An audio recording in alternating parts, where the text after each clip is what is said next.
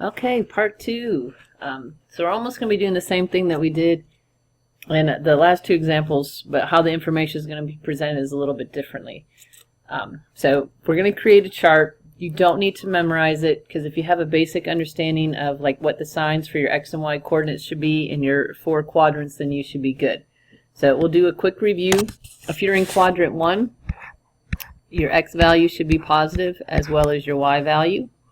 When you're in quadrant 2, the X value is negative, the Y is positive, and when you're in quadrant 3, whoa, I didn't mean to turn that.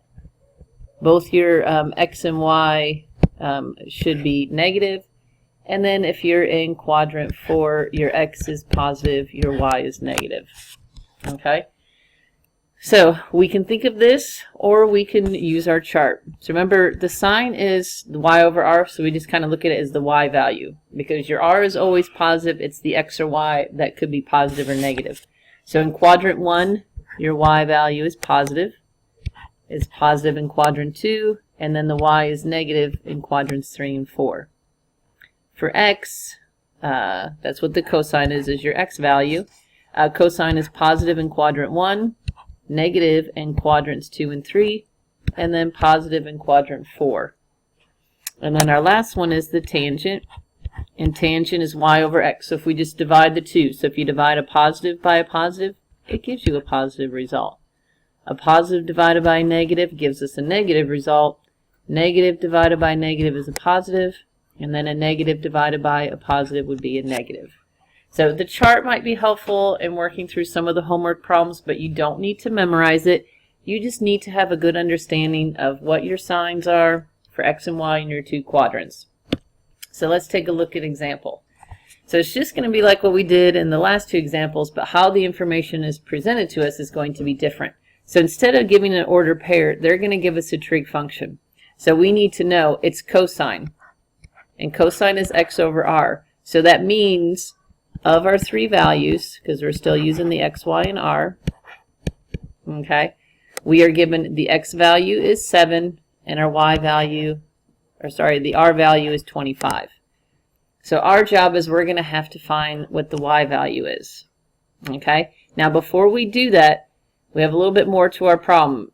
Okay, so it says a cosine theta is equal to 7 over 25. We want to find the remaining function if our angle terminates somewhere in quadrant 1. So remember, we're trying to find the values for X and Y, which are a point somewhere on that terminal line. So if we're in quadrant 1, both our X and Y values should be positive. So I don't need to make any changes. Once I find Y, doing the X squared plus Y squared equals R squared, I'm just going to keep my Y value positive. Okay, so let's plug in 7 in for the Y, or sorry, in for the X. We're trying to find the Y when our R is 25.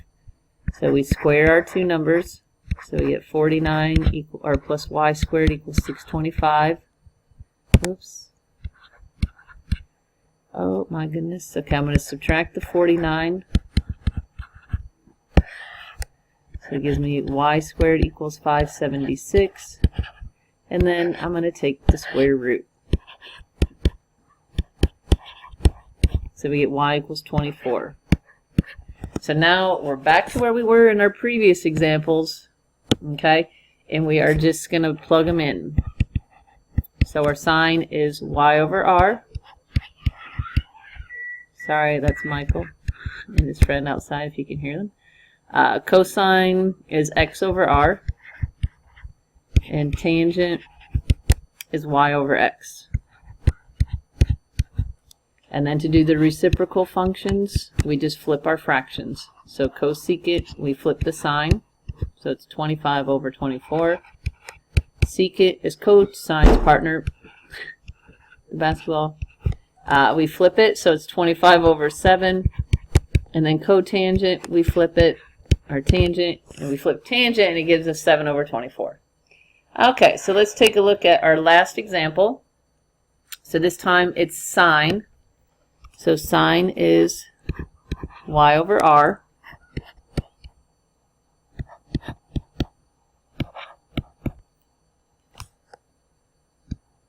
Ooh, a little too much there.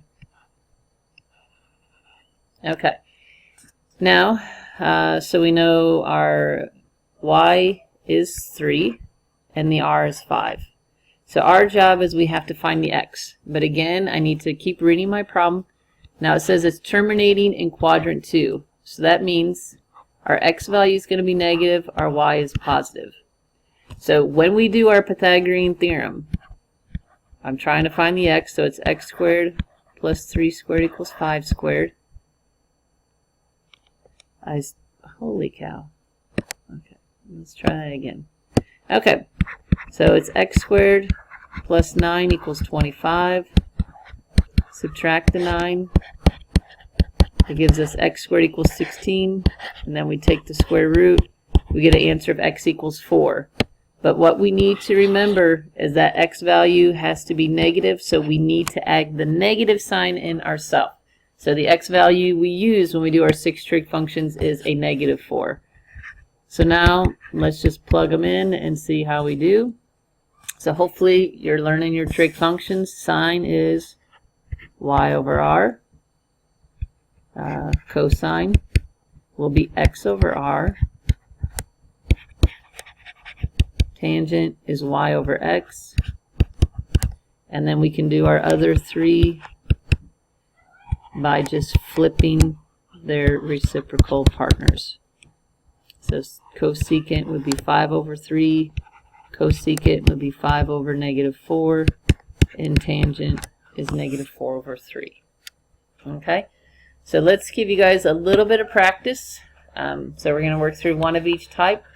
So I'd like for you to pause the video, work through it, okay? And then then you can check your answers. Okay, so if we check our answers, so when you're given the order pair, it gives you the x and y, so we plug it into the x squared plus y squared equals r squared. It gives you the square root of 5, so we have our 3 values. X is 2, y is 1, r is the square root of 5, and then we plugged it into our 6 trig functions.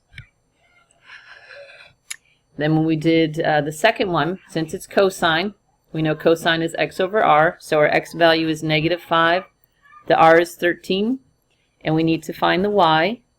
But before we plug, or we can plug it into our formula, we get y is 12, but then we need to look closely to see what quadrant it's terminating in. Since it terminates in quadrant 3, both the x and y values are negative, so we need to make that y value a negative 12. And then we can plug it into our 6 trig functions. Okay? So good luck on your homework. It's just the worksheets, and then we'll answer your questions next class. Thank you.